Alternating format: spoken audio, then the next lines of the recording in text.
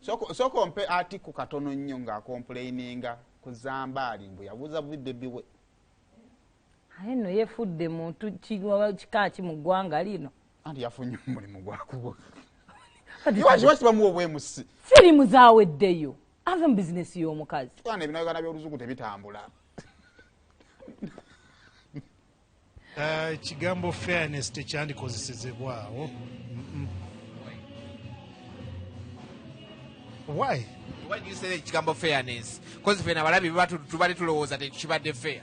Okulowooza nti kibadde fair tekitegeeza nti kiri fair. You can have an opinion on something but does not change the fact that that thing is or not. Okitegeere? Kati era oba osinzidde ku bintu bingi nnyo. Naye simanyi oba show wagirabye, but nze mu opinion yange the show was not fair.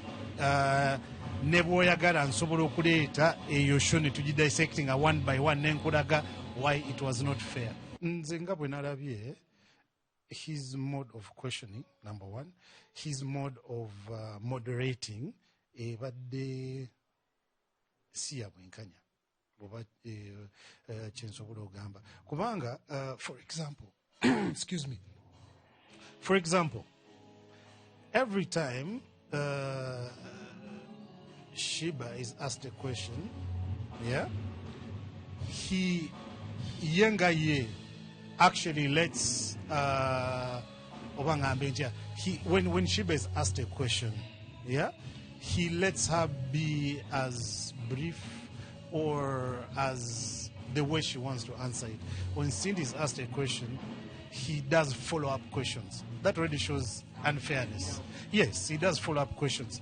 And then, as a psychologist, you can see the first question he asked is that it was a question that was open-ended, but it is also a question that is suggesting inferiority. Cindy gwenga gwe kiki ennyo ky'olowooza ky'oyimba ekiri kyanjawulo ku Shiba by'ayimba. But man, thank God my wife is a smart person. She flowed him like to the ground. Era n'ebigambo ne bimukala mu kamwa nga tasobola kuddamu. A moment when you appeared on stage, was it a planned move? Did you and Cindy planned this? No, there was no planned move.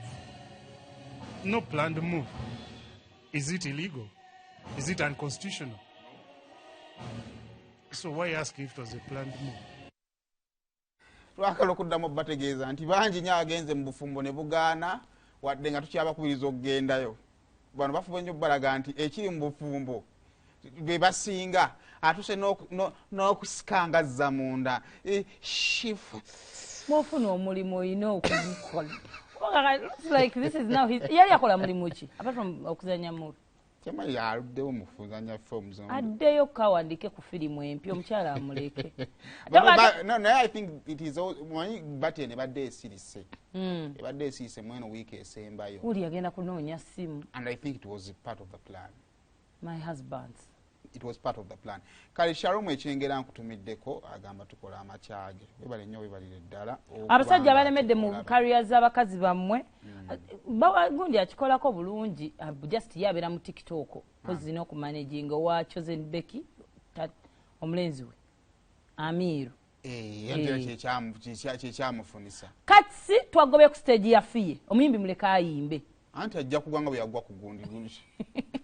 Abalinze mubaka. Kati nati kumpola tulabo jjja twesibirako awo. Tujja kuba tuli awo nga Cindy akola intro nga yo boy article. Naye ng'okyali mu kunyumya